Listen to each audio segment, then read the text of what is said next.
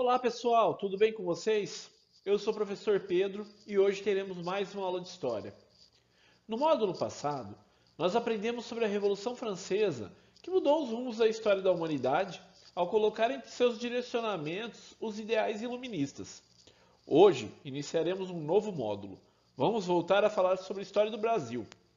Agora, durante o século XVIII, o mesmo século do Iluminismo e da Revolução Francesa. A partir da aula de hoje, iremos entender como estava o Brasil nesse período. Vamos lá? Para que vocês possam acompanhar aí da casa de vocês, eu peço que abram a apostila 2 na página 142. Prontos? Bom, hoje começaremos um novo módulo, o módulo 8, Brasil, novas experiências no século XVIII.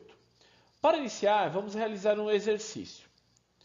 Observe esta imagem. Trata-se da cidade de Vila Rica, atual Ouro Preto, em Minas Gerais.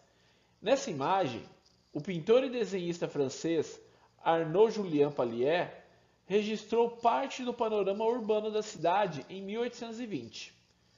Fundada em 1711, Vila Rica chegou a ser, poucas décadas depois, a cidade mais populosa das Américas, com cerca de 80 mil habitantes. Observe no mapinha aqui ao lado, onde fica a região de Ouro Preto, esse pontinho aqui em Minas Gerais. Então não é uma região litorânea, que a gente estava acostumado a falar sobre regiões litorâneas na história do Brasil. Bom, vamos para o exercício então. Você já pensou nisso? Acompanhe aí na página 142, ok? Bom, vamos lá. Uma curiosidade sobre essa obra. O pintor se retratou no quadro. Você consegue encontrá-lo? Observem na apostila de vocês, pessoal. O pintor, ele se colocou, no quadro. Ele está, vou assinalar aqui, nessa parte de baixo, da imagem, ok?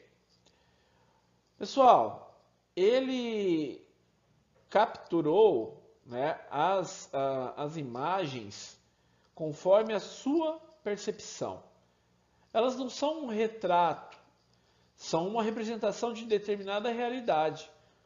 O pintor, então, como eu marquei aqui para vocês, está na parte inferior da tela, próximo ao centro. Segunda questão que a gente vai abordar aqui. Que diferenças você apontaria entre Vila Rica e os centros de produção açucareira, estudados no 7º ano? Como que eram essas regiões da produção açucareira? Primeiro, pessoal, dimensão do tamanho da cidade. Dá para perceber pelo que a gente leu e pelo que a gente viu que Vila Rica era muito maior, uma cidade maior que as cidades da região açucareira. Tá? Então o tamanho da cidade é perceptível. Percebam os dados do texto da legenda. Foi a maior cidade das Américas, com dezenas de milhares de moradores.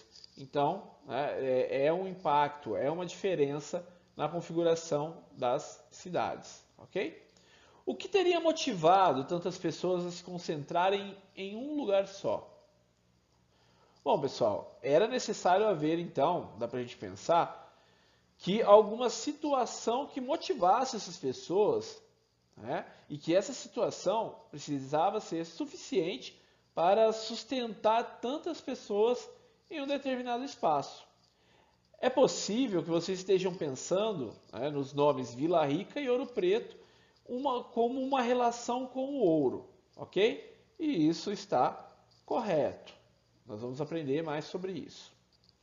Como seria o cotidiano de uma cidade tão grande no século XVIII? Como sustentar, alimentar e vestir tanta gente? Pessoal, aqui nós podemos também levantar algumas hipóteses, de acordo com o que já estudamos sobre organizações de cidades, como plantações de alimentos, transporte de víveres, de outras regiões e construções de casas, ok? Então, para ter toda essa estrutura da cidade, teve que ter essa mobilização, plantação de alimento, transporte e construção de casas, ok? Mas percebam, nós vamos estudar um Brasil que estava passando por transformações no século XVIII. Agora abram na página 143. Temos esse título, A Busca pelo Eldorado no Coração da Colônia. O que isso quer dizer, né, pessoal? Bom, o que era o Eldorado, para começar? Eldorado foi uma lenda que se espalhou na Europa durante o século XVI, após a ocupação das Américas. De acordo com essa lenda, haveria uma cidade toda construída em ouro. Nessa região sonhada, até seu governante teria o corpo dourado. Muitos europeus e colonos que viviam no Brasil, ainda que não acreditassem em lendas como a do Eldorado, tinham planos de encontrar metais preciosos no território. Afinal, os espanhóis encontraram ouro em suas colônias da América, né? Então, por se tratar do mesmo continente, esses colonizadores estavam ainda com esperança de encontrar ouro no território português, né? Além disso, a doutrina mercantilista, que nós aprendemos já, né? Ela afirmava que para ser rico, um reino precisava ter a posse de metais preciosos. É o metalismo, né? Também estudamos no sétimo ano que após não encontrar ouro no território do Brasil, foram montados engenhos de produção de açúcar, bem-sucedidos principalmente no nordeste da colônia. Além disso, atividades como a dos mascates. Quem são os mascates? São caixeiros viajantes que revendiam mercadorias nos povoamentos mais distantes das grandes cidades. Mas além dos mascates, a gente pode falar sobre a pecuária, tá? Podemos falar sobre a coleta das drogas do sertão, o plantio do algodão, do tabaco, tá? Que levaram os colonizadores para áreas do interior do território, ok? Eram atividades que também levavam para uma interiorização. No entanto, quem sistematicamente mais se ocupou em conhecer e explorar o interior do Brasil foram os bandeirantes paulistas, tá? Com o fracasso dos engenhos no Sudeste, os habitantes de São Paulo passaram a buscar outras ocupações. Naquele momento, a invasão dos holandeses no Nordeste, como veremos na página 145, no texto Ouro em Boa Hora, né? Naquele momento, então, essa invasão dos holandeses interrompeu boa parte do fluxo de africanos escravizados para o Brasil. Com isso, grupos de paulistas se lançaram na captura de indígenas para sustentar o comércio com regiões sob domínio português. Esses grupos eram formados por pessoas que conheciam a língua nativa e, como as expedições de captura foram chamadas de bandeiras, esses homens que saíam de São Paulo rumo ao sertão, nome dado ao interior do Brasil, ficaram conhecidos como bandeirantes. Veja o mapa ao lado, pessoal. Então, as expedições, tanto para a caça de indígenas, que está em vermelho, quanto para a busca de ouro e diamante, elas partiam de São Paulo para regiões mais ao interior, mais distantes, ok? Já nessa imagem ao lado, vocês podem ver uma representação dos bandeirantes e indígenas capturados, que passariam a ser utilizados como mão de obra escrava, ok? Desde o início do século XVII, foram organizadas bandeiras, que era o nome dessas expedições, para aprisionamento de indígenas. Para capturar muitos de uma só vez, o alvo dos bandeirantes eram as missões religiosas. O que era uma missão religiosa? Eram, então, territórios que a igreja acabava controlando um grupo de indígenas, modificando seus hábitos, ensinando a religião, ok? Então, digamos que eles eram presas fáceis, Eles não tinham armamentos para se defender, eles não estavam mais na mesma configuração em que eles viviam anteriormente, então acabavam sendo presas fáceis, ok? Nas missões religiosas. Quando não encontravam as missões no interior do território, as buscas eram menores, tá? Como essa representada na imagem que nós já vimos aqui acima, né? É uma imagem que é de 1834, que tem soldados índios da província de Curitiba escoltando selvagens, de autoria de Jean-Baptiste Debré. O Debré foi um pintor que retratou muitas cenas desse período da história do Brasil. Okay? Os escravizados eram vendidos para os engenhos, especialmente quando faltavam os africanos escravizados, e também para fazendas de trigo que se formaram em São Paulo. À medida que os bandeirantes entravam nas matas e em terras mais distantes do litoral, eles também procuravam por metais preciosos, ok? Em 1693, para vocês terem uma ideia, a expedição liderada pelo bandeirante, Antônio Rodrigues Arzão, encontrou ouro na região de Sabará, uma região de Minas Gerais. Então, final do século XVII, a gente tem o ouro sendo encontrado em uma região de Minas Gerais.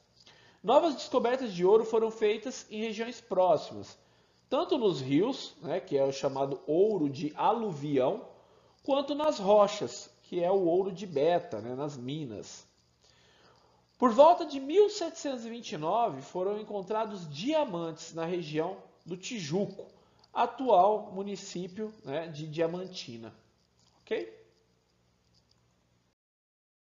Bom, pessoal, nessa fotografia ao fundo, vocês podem ver Ouro Preto, uma foto recente, tá? Ouro Preto, ela ainda guarda muitos vestígios dessa arquitetura colonial, tá? Então é um excelente local para aprendermos sobre a história do Brasil, né?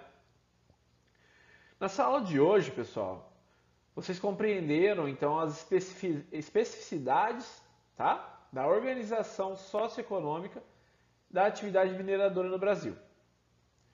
O que eu quero dizer com isso? É o seguinte, nós estamos falando de um período de transformações socioeconômicas do Brasil.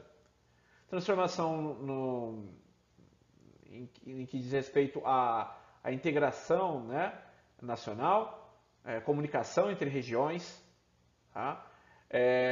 Mudanças no eixo econômico do país, tá? Do Nordeste para o Sudeste, mudanças em relação ao que estava sendo explorado, que já não era mais um produto agrícola, nós estamos falando do início da exploração do ouro, ouro e diamante, na região de Minas Gerais principalmente, e vamos aprender também sobre as relações sociais nesse contexto histórico. Tá? Então nós vamos falar sobre várias mudanças que o Brasil passou no século XVIII.